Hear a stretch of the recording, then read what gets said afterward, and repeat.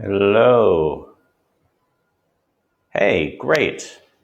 So I think, good morning. I'm trying something new today. I'm trying Instagram is exactly the same. On Facebook, I'm trying a third party thing that seems to be working. So, check in this morning. I'm standing, like literally instead of sitting, and I'm finding that that makes a huge difference because now look what we can do. Isn't that fun? Um, And the other thing that I've been thinking a lot about, I did a breathwork session this morning for myself. And I forgot how powerful it can be in times like this to connect with spirit, which seems silly because I've been doing these kinds of things every morning. But there's a difference between doing it kind of knowing that it might be in the service of others and just doing it for the pure enjoyment and for the nourishment of the self. And it made me think of a couple of things. It made me think first of something that's in my book, Story Maps, which is free right now on Amazon if you want to get it, which talks about a very simple way of thinking about something like COVID-19, which is that there are three levels that we can look at it at. Hey, Alan. We can look at it at the analytical level, at the data, which would be kind of not even epidemiology, but like number of cases, number of fatalities, maybe even the development of vaccine is very linear, right? They're looking at data points and looking at how to address those data points. So that's one level. And the second level is relational. And that's where we might think about all of the circumstances and all of the evidence-based relationships that led to the pandemic, from breakdowns in communication to the deforestation and rapid urbanization that made it possible for people and wild animals to come into close contact with each other, where these viruses like COVID-19 that are naturally hosted by these animals made the leap to humanity. So, right, we're looking at these causal relationships. And then the third level, which our culture, Western culture, is not super good at acknowledging, is the mythic, poetic, and spiritual level, which is what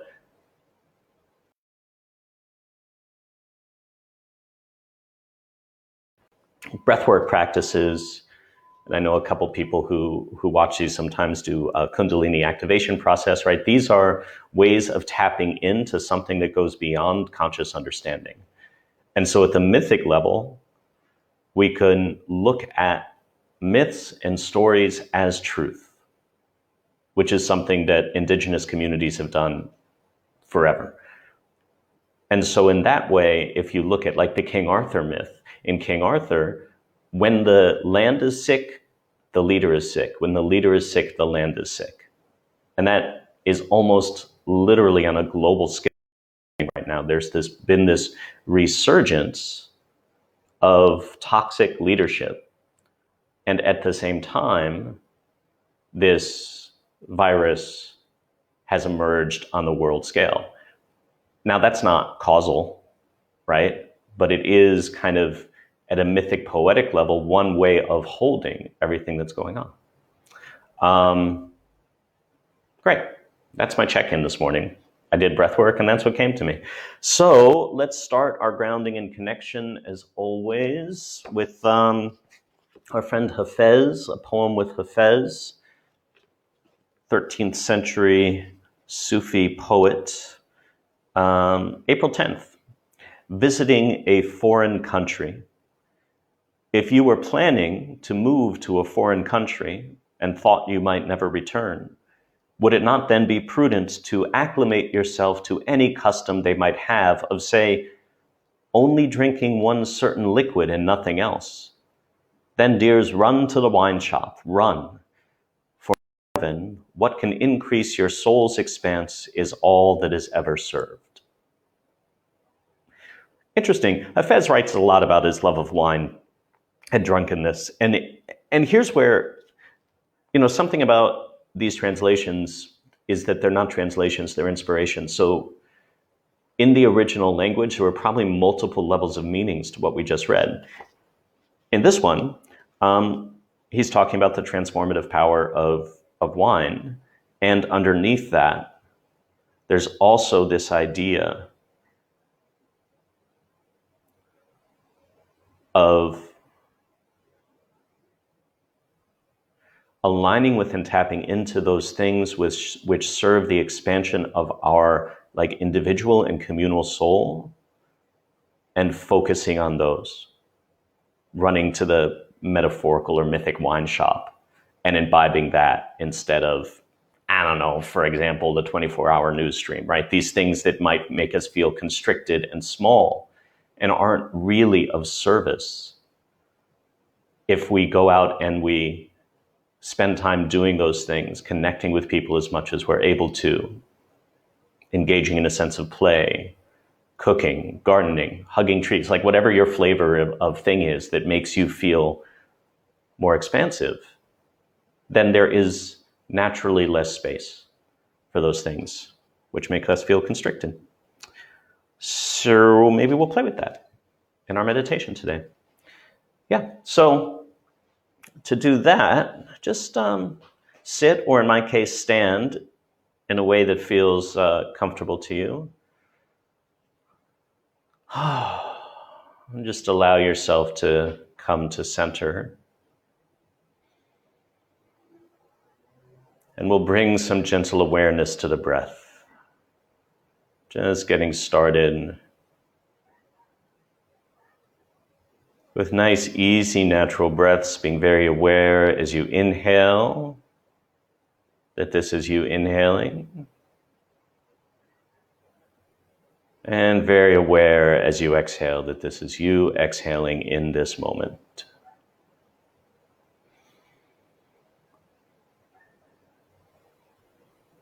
And as you inhale, you can allow yourself to really enjoy the sense of expansion.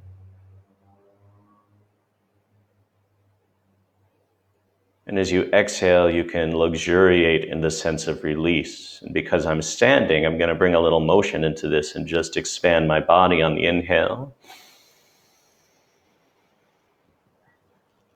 And bring it back in on the exhale. And it's consciously elongating the breaths as we start out. And altogether, a nice, expansive, deep breath in. And release.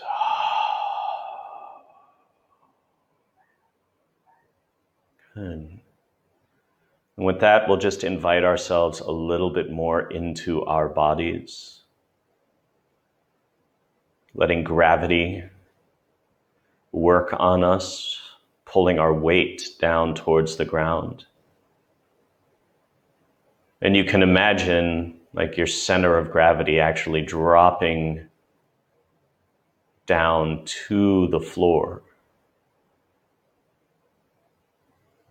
and through the floor into the earth. So it's almost like a magnetic attraction between your body and the center of the earth. So it pulls your shoulders down so you can feel their weight. And at the same time, we can imagine the head being pulled upwards towards the stars. So we're creating more space in the body, elongating the spine and the neck.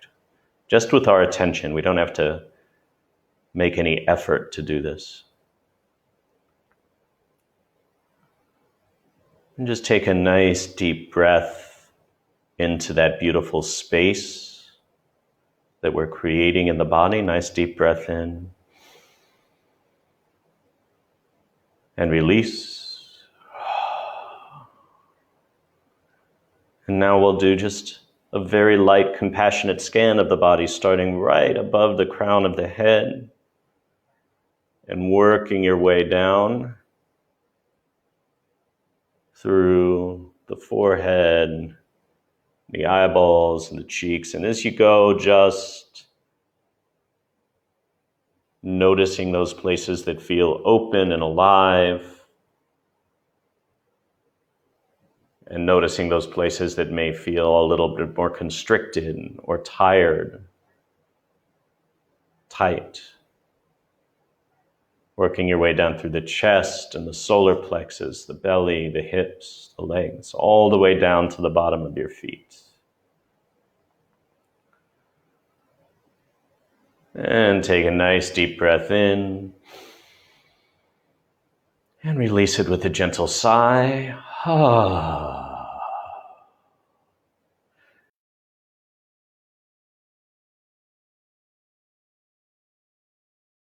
The other hand and put it on your belly. And we're going to spend just a few moments connecting with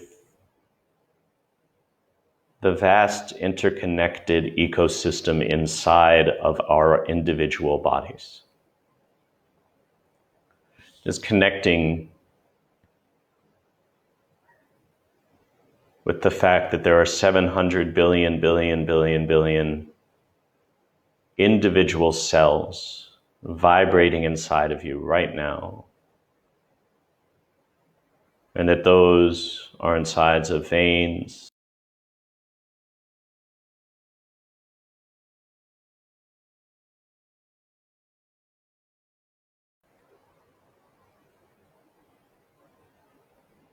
every square inch of your skin alive with cells.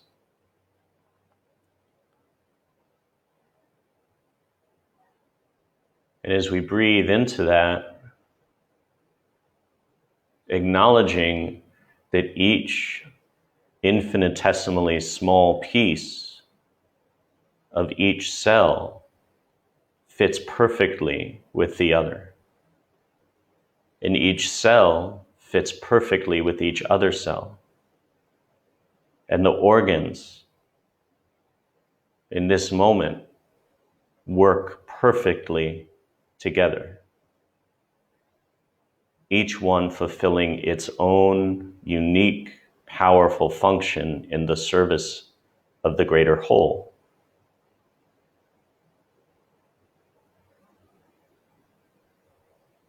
And now we can bring awareness to the millions and millions of years of history and iteration and recombination that led to the unique configuration and puzzle that has taken form as you, as your body, as your spirit, as your soul.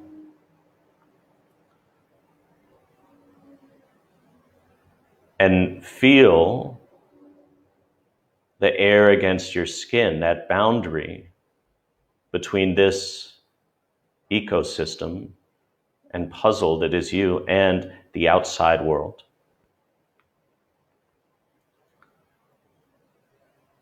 And we'll acknowledge that just as each small, infinitesimally tiny part of you fits perfectly with every other part and is essential to the working of the whole, perhaps we can see that reflected and feel that reflected in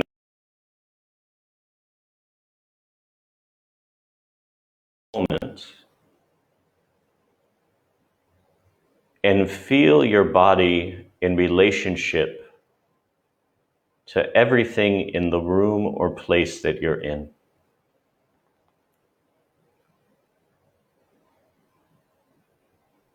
Just staying gently connected with the breath as you connect with the floor, with the surface you're sitting or standing or laying down on, with the screen, with the ceiling.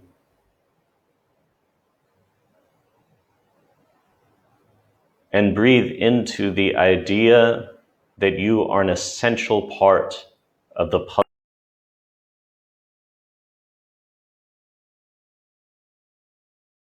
You were For example, to move your hand lightly through the air, the entire configuration of cells, atoms, and molecules in the room shifts ever so slightly to accommodate you.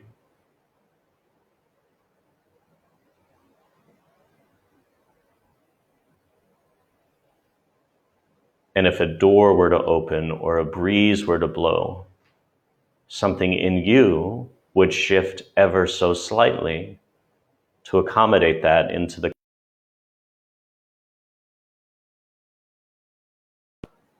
And just take a nice deep breath into that. Deep breath in, feeling that connection, and release it. And if you want to, you can even expand that awareness of everything fitting together and working together and shifting together to the city you're in, to the country. And as we start to expand it, just as we work on accepting those parts of ourselves that are tight or constricted or tired without judgment, knowing that in this moment they're serving the perfect purpose, we can extend that same level of openness to everything in the country and the world. Those things that feel tight and constricted and maybe even provoke fear are part of the puzzle. And those pieces that carry hope and beauty and inspiration, also part of the puzzle. And we don't need to understand what picture the puzzle's creating. In this moment, it may be enough to acknowledge that it's all part of a much greater whole of relationships and data and poetry and myth and spirit.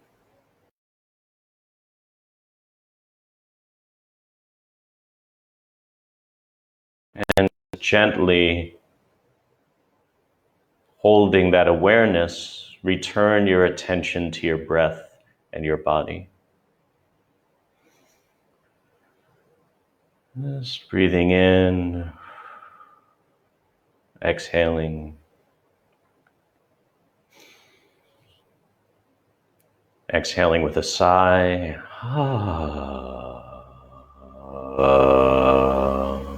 Can be fun to make vibrations in the body with sound.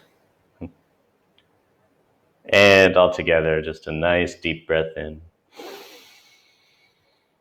And release. Yeah.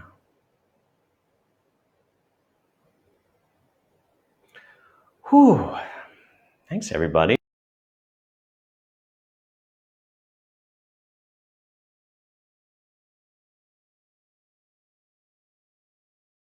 It's fun. And it's like after that, I'm looking at this door that's right in front of me, the color green on it, and I'm seeing that color green differently. And if I really kind of open myself up to it, I can feel into the cells in that door. And this is where like you can get a little delusional and think you can walk through doors. That's not how it works, but it's cool to be able to tune into that. So the question I'm going to hold today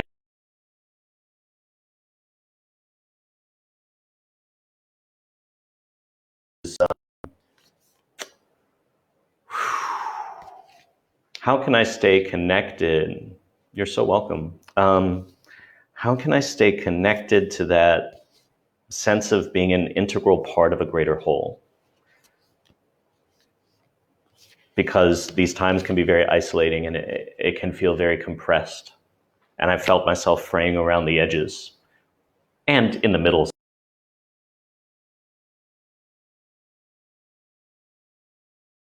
That sense of being part of something greater in a deeper way today. I'm going to put that one there because we just had it last week. Let's see.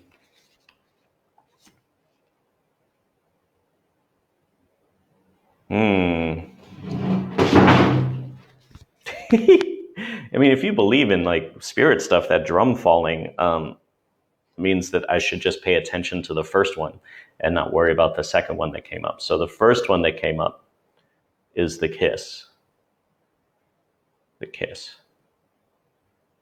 It's funny, I've been doing this for weeks and something like that has never happened. So it's just interesting that on the day that we really investigate the relationship between all things, a drum would fall.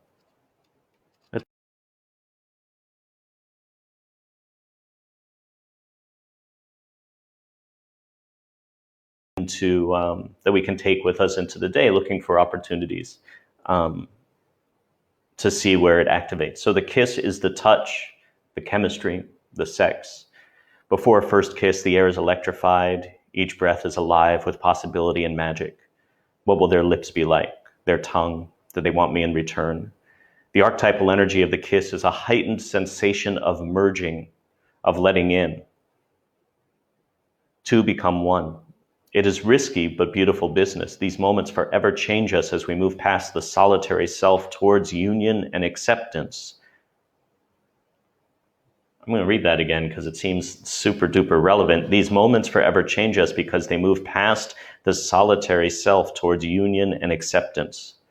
This card suggests true intimacy is around the corner, which requires bravery and surrender. When the kiss takes a non-human form, it may be experienced as touching the sacred, hearing a whisper, being graced by a divine being. You will recognize the presence of the kiss by cold chills and awakening of the heart. When light, sensual expressiveness, merging and inviting. When dark, neediness, pressure, dominance, and disrespect. Wow, I'm hearing this one totally different than the last time it came up in light of the grounding meditation we just did. Because what I hear in it this time is that really living in a way that acknowledges that we're deeply connected with everything else is a risk. And the risk is one of vulnerability. If I accept that this skin is not an absolute border between me and the world around me, then I acknowledge that the grief and pain of others impacts me. I acknowledge that the acts of others that I may judge as despicable not only impact me, but because I'm part of the same puzzle that they are, I'm part of those, right? I have agency in those. And so, in really living in that merged way, is that we can lose our sense of self. And so practices like grounding, practices like breath work,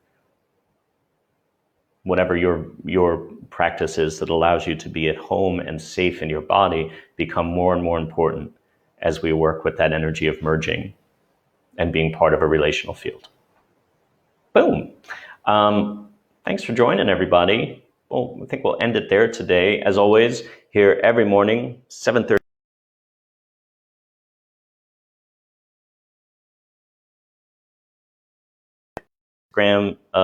Direct TV, I don't know, live feed, and then at storyandspirit.org/meditations. And yeah, thanks for watching. Oh, if there's any men out there in the world, I host a men's group on Sunday evening at 7:30 p.m. Pacific time. If you're interested in that, it's storyandspirit.org/men's council. I'll drop the link in the comments to this video. And if it resonates, if this kind of conversation resonates with you, would love to have you be a part of it. All right. See you tomorrow.